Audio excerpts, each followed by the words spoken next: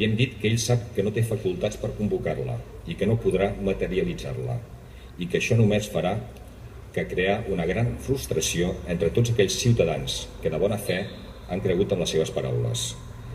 Que la consulta no està ben plantejada i no és el mètode adequat per a resoldre cap problema. Que no es pot fer passar un referèndum d'autodeterminació com una enquesta d'opinió pública.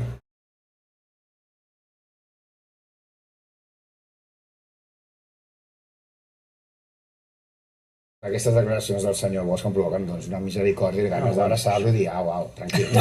No, catalana em provoca una immensa misericòrdia. Vull dir, és una gent que creu que precisament encarna la tercera via, aquesta esperada, demana audiència al rei com si fossin algú... A mi aquest nom de societat civil catalana el trobo desafortunadíssim. Des de la veritat i des d'uns fets històrics, d'uns antecedents històrics i després d'un principi democràtic. Perquè discrepar és dir no a la consulta, o discrepar és dir votaré no a la consulta, votaré no a la papereta que posi dins la consulta. Això és el dret a discrepar, no a un dret que no és democràtic, que és dir-li al poble tu no votaràs. Aquesta llarga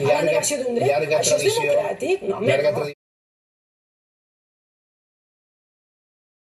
Bueno, quan se fan declaracions així, les formes s'han perdut, no? Exacte. I per tant, quan vas a intoxicar, doncs bé, ells segueixen una estratègia, no?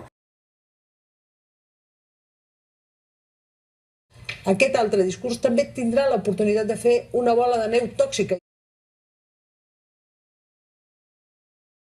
Pensa que fan de quinta columna, Sí. però no deixa de ser la quinta columna.